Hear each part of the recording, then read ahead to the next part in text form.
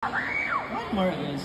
Fruitcake po, malapit na po. June 12, 2024, directed by Joel Ferrer. Maganda po yan. Para sa inyo po yan. Pinaghirapan namin lahat. And thank you, guys. Correct. Thank you so much. Ayan. Yes, ayan nga po. Tulad lang sabi ni M-Boy. Fruitcake ngayong June 12 na. Kaya sugod na kayo sa text ko na lang. Naubos na yung Tagalog ko eh. Sorry. Kahit English. Spanish. Everybody, please invite yourselves to Fruitcake this June 12. Yan. Yun, I love that. Ayan, Kuya Empoy, dapat ganun kasing English. Oh, i-note mo yan. Charot. O dahil dyan, okay, Queen Ay, go. Ayan, iniimbitahan ho namin kayong lahat. Ayan, sumugod sa lahat ng sinihan para manood ng Fruitcake, directed by Direct Joel Ferrer. This coming June 12 na ho yan. Kaya naman mark your calendars. Thank you.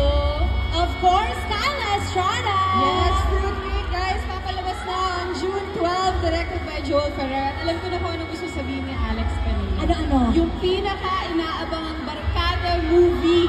Yun talaga yun. You got it Actually, right. sasabihin ko kaya naubos. Alam ko na. Late na ako. Yeah. Pero yun nga, guys, June 12, sana po manood kayo sa mga sinehan. Holiday po yan. So, isama nyo yung pamilya nyo at yung mga barkada nyo kasi masaya po yung movie na to. Maraming salamat po sa pagpunta. Ayan, thank you, Kyla.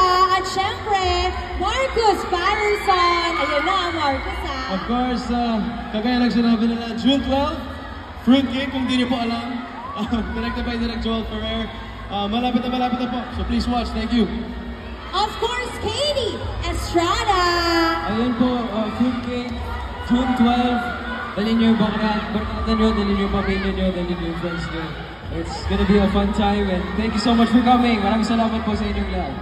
Yun, ako palakpakan naman natin once again ang buong cast ng Fruitcake. At syempre, last but not the least naman. Last na lang.